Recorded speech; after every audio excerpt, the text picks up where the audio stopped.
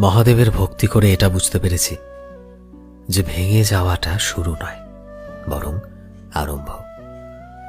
যখন জীবন তোমাকে অগোছালো করে দেবে, যখন কাছের মানুষও পর মনে হবে, যখন স্বপ্নগুলো ভেঙে যেতে থাকে আর আশাগুলো ছাই হতে থাকে, তখন ভয় লাগতে থাকে। তখন পড়ে যেও না, থেমে যেও না। শুধু হিমালয়ের মতো স্থিরভাবে দাঁড়িয়ে থাকতে হবে। শিব আসবে, শিব সব ঠিক করে দেবে।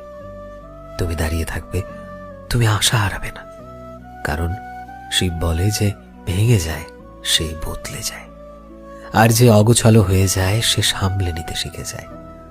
শিবের নজর সব সময় তোমার সাথে আছে, তিনি তোমার সাথে আছে। তুমি প্লিজ অগোছালো হয়ে যেও না। শিব সদা সহায়তে, অর্থাৎ শিব সব সময় আছেন। ওম নমঃ শিবায়।